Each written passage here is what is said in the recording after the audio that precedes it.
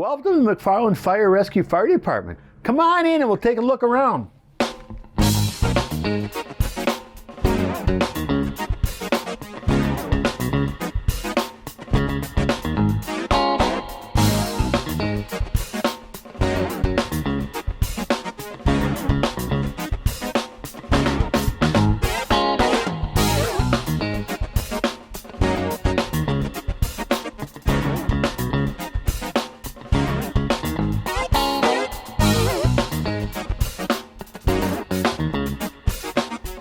Hello, I'm Captain James Reiter of the McFarland Fire Dept, and today I'm going to talk about changing your batteries in your smoke detectors and your carbon monoxide detectors.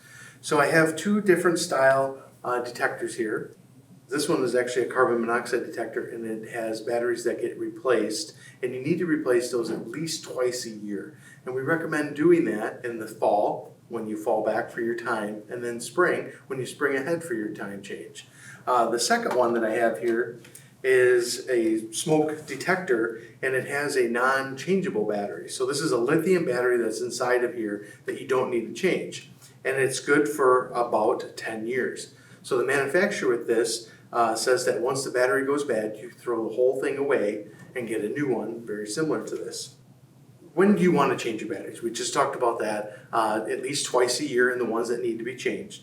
And then if you hear a chirp in between that, so you may have put in, let's say, a bad battery, or you forgot to change it in the fall or the spring, you may hear a beep every so often that's similar to this.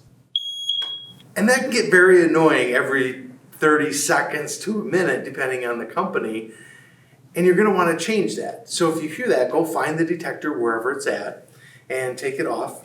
The ceiling is where it probably should be, so you may see something like this on the ceiling. And then this is going to be over that. So you just got to turn it counterclockwise or clockwise, depending on the manufacturer recommendation, and then it comes off. So then you're looking for this. This is where the batteries are going to be stored, is on the back side. So that one, I can't change the battery on, so if you start hearing that every so often, you're going to have to dispose of this one and get a new one.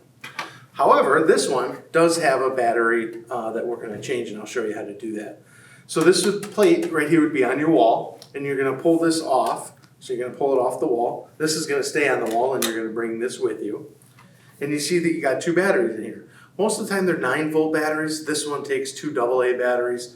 So you're just going to want to follow the manufacturer recommendation because they're all different.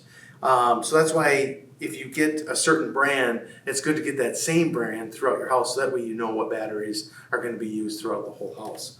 So again, this one just has two AA batteries. You just take them out as you would for any gaming controller or any other toy that you may have, or remote control, very common as well. So you dispose of your old ones, and then you grab your two new ones and just put them in the way that it recommends.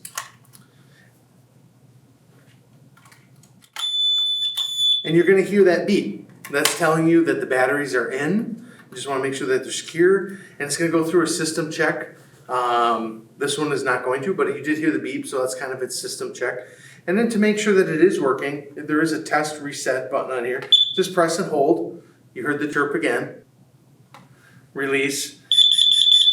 There you go. Now it's just signifying that it is ready to go. It's tested, and it's going to do another one just to tell you. So again, each company and each manufacturer is different, so just follow the manufacturer recommendations for that. So this one's ready to go. We can now put that back onto our plate that's already onto the wall. And away you go. If you have any questions on the type, just go to the manufacturer's recommendations. They usually come with like a little user manual with those. If not, you can go to their website, depending on which one it is, and look at the instructions and figure out what you need to do for your particular ones. Now, there is a third style that has a hard wire. And this, you can kind of see two little grooves right in here, and this may actually have a hard wire. So when you're taking it off the ceiling and you start pulling it down, you may see a wire connected to that, and it's really easy to disconnect. There's a little plastic part you just kind of squeeze or pull, and it's going to disconnect.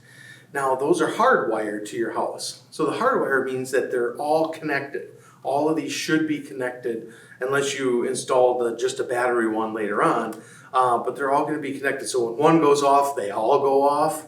That's what the hard wire is for. And you just got to disconnect that, and it's going to be in the ceiling, and it should give you enough, to be able to take this off. You still need to change the batteries in those, despite that it's hardwired as well. So when you change the batteries, depending on how you got to change it, then you just got to take that little connection and put it back where it goes, and then put it back into the ceiling, and then you're good to go. So again, each brand is different, so you just got to follow the manufacturer recommendations. And that's all that I have for you. Thanks for watching. If you have any questions, you can call the fire rescue department, or you can go to the websites depending on the type of detectors that you have and get more information there.